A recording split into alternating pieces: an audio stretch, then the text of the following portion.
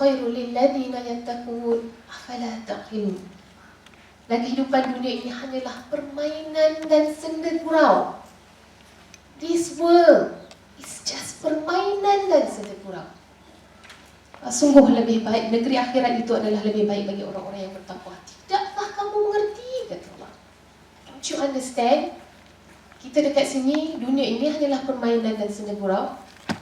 Once I read back the Quran, maka saya merasakan satu kecantikan yang pun Allah ya tahu. Kejap saya masih tak masuk. Allah. Tengah ni pun ada orang nak kacau. Ya, saya minta maaf katanya. Okey. Jadi penyejuk mata itu adalah penyejuk mata pada saya. Bagaimana kita menilai hubungan kita dengan Allah. If Allah loves me, I am happy. And when Allah loves you, you find terlalu banyak kekuatan yang datang daripada you, daripada you tak sangka-sangka. Saya bacakan satu lagi surah. Tak boleh, saya balik pada Quran balik. Ayat-ayat ni kita simpan, kita tulislah apa ayat dia yang terkesan dekat hati. Kita tulis kat dalam nota ni. Kita cuba hafal. Umur kita dah berapa?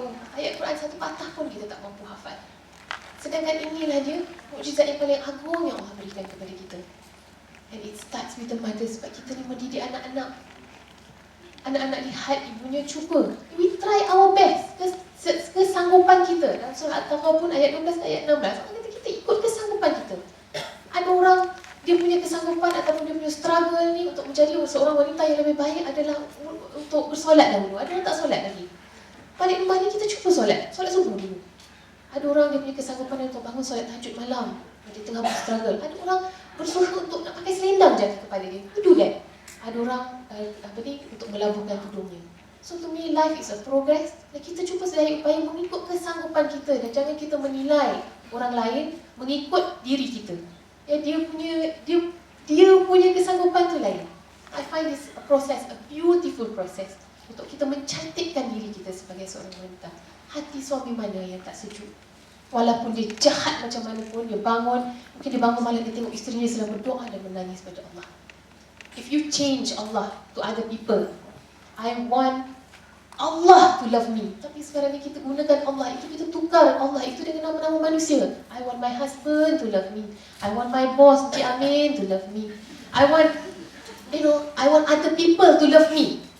But what about Allah? Does Allah love you? What do you do to make Allah love you? Have you tried your very best? Kalau kita terjatuh, tergelincir, saya cakap pada diri saya, it's okay. Saya bangun balik.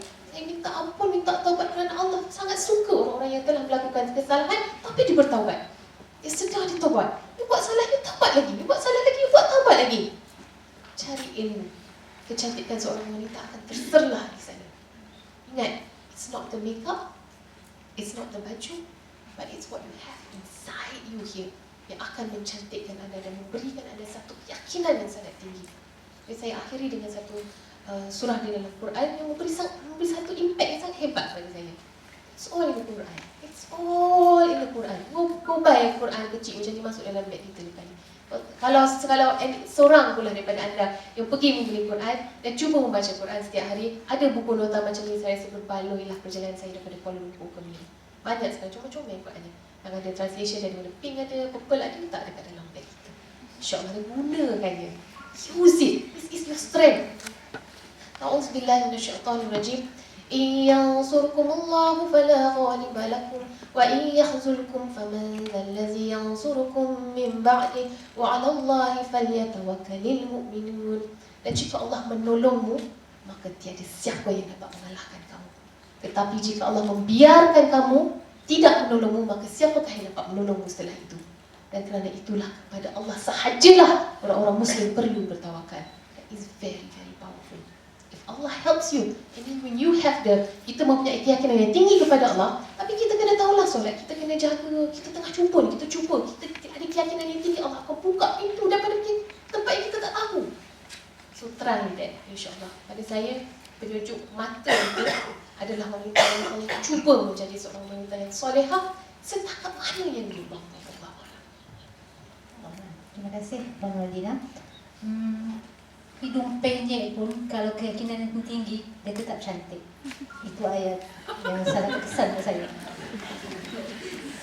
Terima kasih sekali lagi Puan Wardina. Soalan terakhir.